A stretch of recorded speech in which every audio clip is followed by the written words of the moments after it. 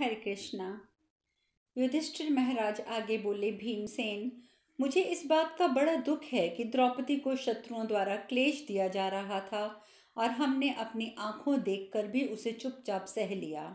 जैसे कोई विष घोलकर पी ले और उसकी पीड़ा से करहने लगे, वैसी ही वेदना मुझे इस समय हो रही है। भरतवंश के प्रमुख वीर कौरवों वीरों के बीच मैंने जो प्रतिज्ञा की थी, उसे स्वीकार कर लेने के बाद अब इस समय आक्रमण नहीं किया जा सकता। जैसे बीज बोने वाला किसान अपनी खेती के फलों के पकने की बाट जोहता रहता है, उसी प्रकार तुम भी उस समय की प्रतीक्षा करो जो हमारे लिए सुख की प्राप्ति कराने वाला है। जब पहले शत्रु के द्वारा धोखा खाया हुआ वीर पुरुष उसे फूलता फलता जानकर अपने पुरुषार्थ के द्वारा उसका मूलाच्छेद कर डालता है, तभी उस शत्रु के महान गुणों का अपहरण कर लेता है तथा इस जगत में सुखपूर्वक जीवित रहता है। वह वीर पुरुष लोकों में संपूर्ण लक्ष्मी को प्राप्त कर लेता है।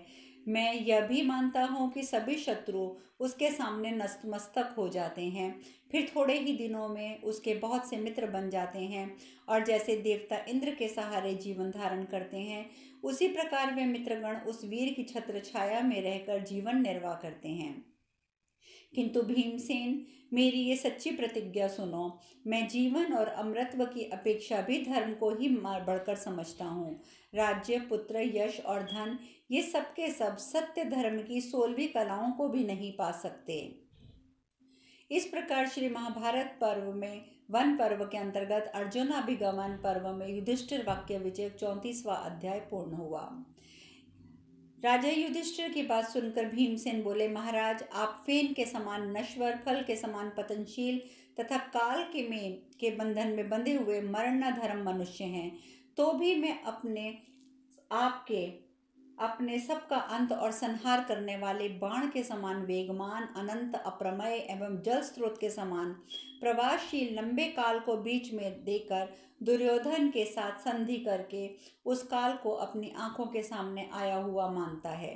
किंतु कुंती कुमार, सलाई से थोड़ा थोड़ा करके उठाए जाने वाले अंजन चूर्ण सूरमे की भांति एक एक निमेष में जिसकी आयु क्षीण हो रही है, वह क्षणभंगुर मानव समय की प्रतीक्षा क्या कर सकता है? अवश्य ही जिसकी आयु की कोई माप नहीं है, अथवा जो आयु की निश्चित संख्या को जानता है और जिसने सब कुछ प्रत्यक्ष देखा है, वही समय की प्रतीक्षा कर सकता है। राजन, 13 वर्षों तक हमने जिसकी प्रतीक्षा करनी है, वह काल हमारी आयु को क्षीण करके हम सबको मृत्यु के निकट पहुंचा देगा। देहधारी की मृत्यु सदा उसके शरीर में ही निवास करती है, अतः मृत्यु से पहले ही हमें राज्य प्राप्ति के लिए चेष्टा करनी चाहिए। जिसका प्रभाव छिपा हुआ है, वह भूमि के लिए भार रूप ही है, क्योंकि वह जनसाधारण में ख्याति नहीं हो सकता। वह वैर का प्रतिशोध न लेने के कारण बैल की भांति दुख उठाता रहता है। जिसका बल और उद्यम बहुत कम है, जो वैर का बदला नहीं ले सकता, उस पुरुष का जन्म अत्यंत घृणित है। मैं तो उसके जन्म को निष्फल मानता हूँ। महाराज, आपकी दोनों भुजाएं सुवर्ण की अधिकारिणी हैं। आपकी कीर्ति राजा पृथु के समान है। आप युद्ध में शत्रु का संहार करके अपने बाहुबल से उपार्जित धन का उपभोग कीजिए। शत्रु दमन नरेश, यदि मनुष्य अपने को धोखा देने वाले शत्रु का वध करके तुरंत ही नरक में पड़ जाए, तो उसके लिए वह नरक भी स्वर्ग के तुल्य ही है। अमर्ष से जो संताप होता है, वह आग से भी बढ़कर जलाने वाला है।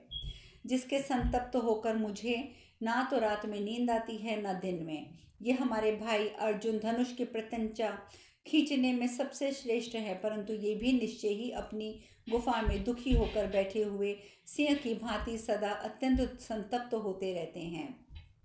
जो अकेले ही संसार के समस्त धनुर्धर वीरों का सामना कर सकते हैं, वे ही अर्जुन महान गजराज की भांति अपने मानसिक क्रोध जनित संताप को किस प्रकार रोक रहे हैं।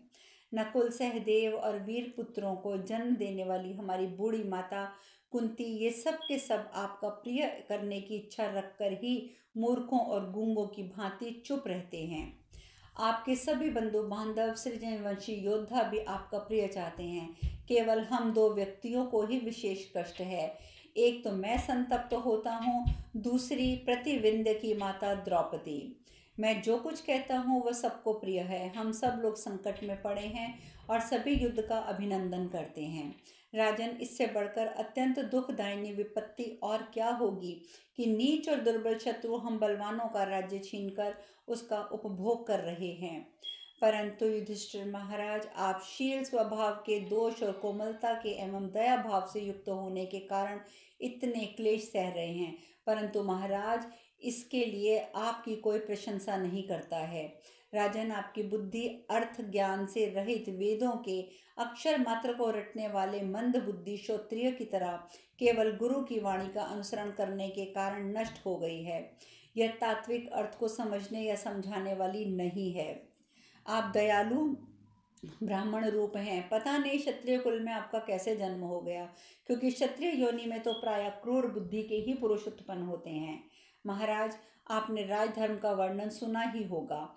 मैंने मनु जी से, जैसे मनु जी ने कहा है, फिर क्रूर मायावी हमारे हित के विपरीत आचरण करने वाले तथा अशांत चित्त वाले दुरात्मा धृतराष्ट्र पुत्रों का अपराध आप क्यों क्षमा करते हैं?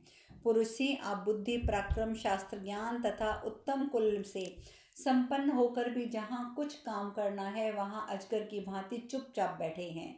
कुंती नंदन, आप अज्ञातवास के समय जो हम लोगों को छिपा कर रखना चाहते हैं, उससे जान पड़ता है कि आप एक मुट्ठी तिनके से हिमालय पर्वत को ढक देना चाहते हैं।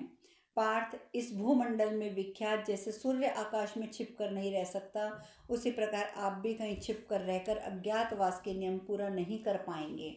जहाँ जल की अधिकता हो ऐसे प्रदेश में शाखा, पुष्प और पत्तों से सुशोभित विशाल शाल वृक्ष के समान अथवा श्वेत गजराज ऐरावत के सदृश ये अर्जुन कहीं भी अज्ञात कैसे रह सकेंगे? कुंती कुमार, ये दोनों भाई नकुल सहदेव सिंह के समान पराक्रमी हैं, ये दोनों छिपकर कैसे विचर सकेंगे? पार्थ, ये वीर जननी पवित्र कीर्ति राजकुमारी द्रौपदी सारे संसार में विख्यात हैं, भला ये अज्ञातवास नियम कैसे निभा सकेगी? महाराज, मुझे भी प्रजा वर्ग के बच्चे तक पहचानते हैं। जैसे मेरू पर्वत को छिपाना असंभव है, उसी प्रकार अपनी अज्ञातचर्या भी संभव दिखाई देती है। राजन, इसके सिवा एक बात और है। हम लोग भी बहुत से राजाओं राजकुमारों को उनके राज्य से निकाल दिया है। हम लोगों ने भी, वे सब आकर राजा धृतराष्ट्र से मिल गए होंगे। हमने जिनको राज्य से वंचित किया अथवा निकाला है, वे कदापि हमारी शांत स्वभाव का या भाव का धारण नहीं कर सकेंगे। अवश्य ही दुर्योधन का प्रिय रखने की इच्छा से वे लोग, राजा लोग भी हम लोगों को धोखा देना ही उचित समझकर हम लोगों की खोज करने के लिए बहुत से छिपे हुए गुप्तचर नियुक्त करेंगे और पता लग जाने पर निश्चय ही दुर्योधन को सूचित कर देंगे।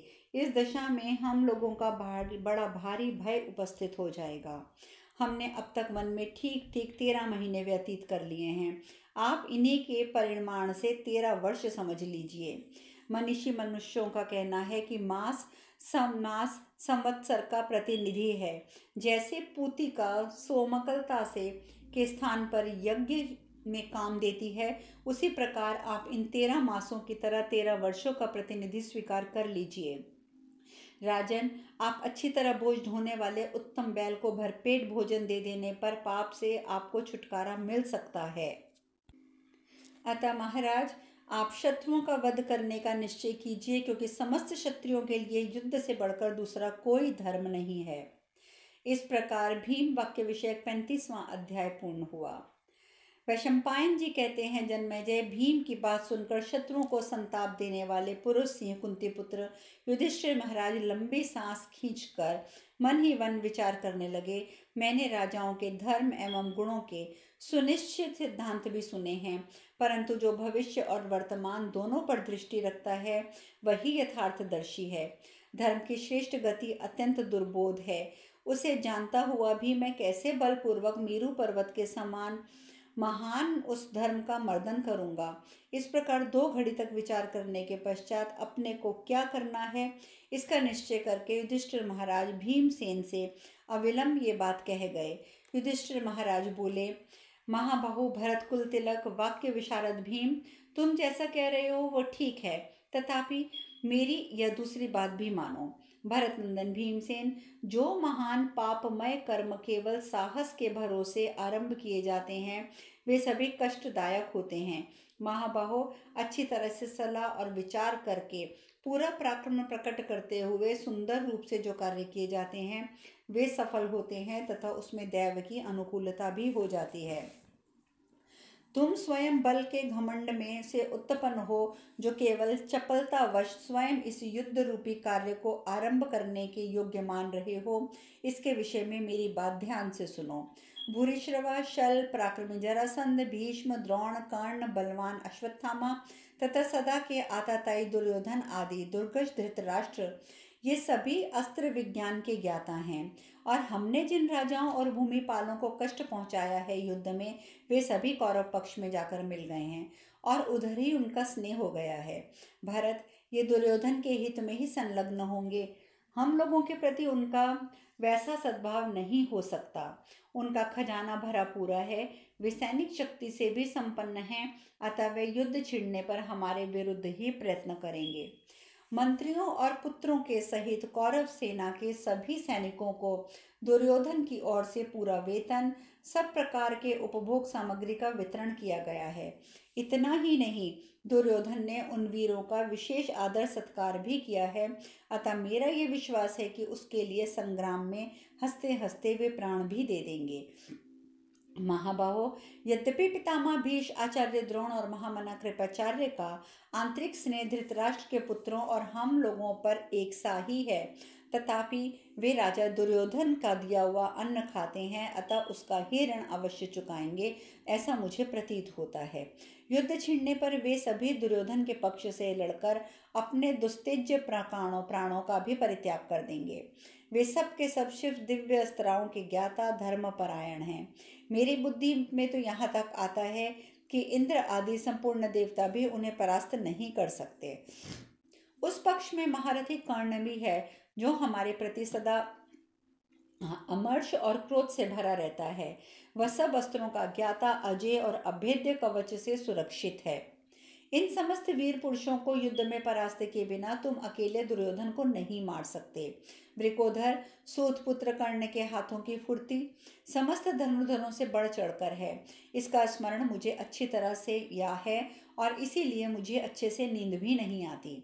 वैशंपायन जी कहते हैं, जन्मेजय, युधिष्ठिर महाराज का ये वचन सुनकर अत्यंत क्रोधी भीमसेन उदास और शंका युक्त हो गए। फिर उनके मुख से कोई बात नहीं निकली। दोनों पांडवों में इस प्रकार की बातचीत हो ही रही थी कि महायोगी सत्यवती नंदन व्यास जी आ पहुँचे। पांडवों ने उठकर उनकी अगवानी की तथा यथा योग्य पूजन किया। तत्पश्चात वक्ताओं में श्रेष्ठ व्यास जी युधिष्ठिर से इस प्रकार बोले। व्यास जी ने कहा, नरश्रेष्ठ महाबाहु युधिष्ठिर, मैं ध्यान में के द्वारा तुम्हारी मन का भाव जान चुका हूँ, इसीलिए शीघ्रतापूर्वक यहाँ आया हूँ। शत्रुहंता भारत, भीष्म, द्रोण, कृपाचार्य, कर्ण, अश्वत्थामा, धृतराष्ट्रपुत्र, दुर्योधन तथा दुशासन से भी जो तुम्हारे मन में भय समा गया है, मैं उसका शास्त्रीय उपाय से नष्ट कर दूंगा। राजेंद्र, उस उपाय को सुनकर धैर्यपूर्वक प्रयत्न द्वारा उसका अनुष्ठान करो। उसका अनुष्ठान करके शीघ्र ही अपनी मानसिक चिंता का परित्याग कर दो। तदंतर प्रवचन कुशल पराशर नंदन व्यास जी युधिष्ठिर को एकांत में ले गए और उनसे वह युक्त वचन बोले। भरत श्रेष्ठ, तुम्हारे कल्याण का सर्वश्रेष्ठ समय आया है, जिससे धनुर्धर अर्जुन युद्ध में शत्रुओं को पराजित कर देंगे। मेरी दी हुई इस प्रतिस्मृति नामक विद्या को ग्रहण करो, जो मूर्तिमती सिद्धि के समान है। तुम मेरे शरणागत हो, इसीलिए मैं तुम्हें इस विद्या का उपदेश देता हूँ, जिसे तुमसे पाकर महाबाहु अर्जुन अपना सब कार्य सिद्ध करेंगे। पांडुनंदन, ये अर्जुन दिव्य शस्त्रों की प्राप्ति के लिए देवराज इंद्र, रुद्र, वरुण, कुबेर तथा धर्मराज के पास जाएंगे। ये अपनी तपस्या और पराक्रम से देवताओं को प्रत्यक्ष देखने में समर्थ होंगे। भगवान नारायण जिनके सखा हैं, वे पुरातन महर्षि महातेजस्वी नर ही अर्जुन हैं। सनातन देव, अजय, विजयशील तथा मर्यादा से कभी अच्युत न होने वाले हैं। महाबाहु अर्जुन इंद्र, रुद्र तथा अन्य लोकपालों से दिव्यास्त्र प्राप्त करके महान कार्य करेंगे। कुंती कुमार पृथ्वीपते, अब तुम अपने निवास के लिए इस वन से दूसरे वन में, जो तुम्हारे लिए उपयोगी है, जाने की बात सोचो। एक ही स्थान पर अधिक दिनों तक रहना प्रायः रुचिकर नहीं होता है। इसके सिवा यहाँ तुम्हारे चिरनिवासी समस्त तपस्वी महात्माओं के लिए तप में विघ्न पड़ने के कारण उद्वेग कारक होगा। यहाँ के हिंसक पशुओं के उपयोग मारने का काम हो चुका है तथा तुम बहुत से वेद वेदांगों से पारंगत विद्वान ब्राह्मणों का भरण पोषण करते और हवन करते हो, इसलिए यहाँ लता गुल्म और औषधियों का क्षय हो गया है। वैशंपायन जी कहते हैं, जन्मेजय, ऐसा कहकर लोक तत्व के ज्ञाता एवं शक्तिशाली योगी परम बुद्धिमान सत्यवती नंदन भगवान व्यास जी ने अपनी शरण में आए हुए पवित्र धर्मराज युधिष्ठिर को उस अत्युत्तम विद्या का उपदेश दिया और कुंती कुमार की अनुमति लेकर फिर से अंतर्ध्यान हो गए। धर्मात्मा मेधावी संयत चित्त युधिष्ठिर उस वेदोक्त मंत्र को मन से धारण किया और समय समय पर उसका अभ्यास करने लगे। तदंतर वे व्यास जी की आज्ञा से प्रसन्नतापूर्वक द्वैत वन में काम्यक वन में चले गए, जो सरस्वती के तट पर सुशोभित है। महाराज, जैसा महर्षि देवराज इंद्र का अनुसरण करते हैं, वैसे ही वेदादि शास्त्रों की शिक्षा एवं अक्षर ब्रह्म तत्व के ज्ञान में निपुण बहुत से तपस्वी ब्राह्मण राजा युधिष्ठिर के साथ वन में गए। भरतश्रेष्ठ, वहां से काम्यक वन में आकर मंत्रियों और सेवकों सहित वे महान महात्मा पांडव पुनः वहीं बस गए। इस प्रकार महाभारत वन पर्व के अंतर्गत अर्जुन अभिगमन पर्व में काम्यक वन विषयक 36वां अध्याय पूर्ण हुआ। वैशंपायन जी आगे कहते हैं, नरश्रेष्ठ जन्मेजय, कुछ काल के अनंतर धर्मराज युधिष्ठिर को व्यास जी के संदेश का स्मरण हो आया। तब उन्होंने परम बुद्धिमान अर्जुन से एकांत में वार्तालाप किया। शत्रुओं का दमन करने वाले धर्मराज युधिष्ठिर ने 2 घड़ी तक वनवास के विषय में चिंतन करके किंचित मुस्कुराते हुए अर्जुन के शरीर को हाथ से स्पर्श किया और एकांत में उन्हें सांत्वना देते हुए वे इस प्रकार बोले। शेष कथा कल। हरे कृष्णा। हरे कृष्णा।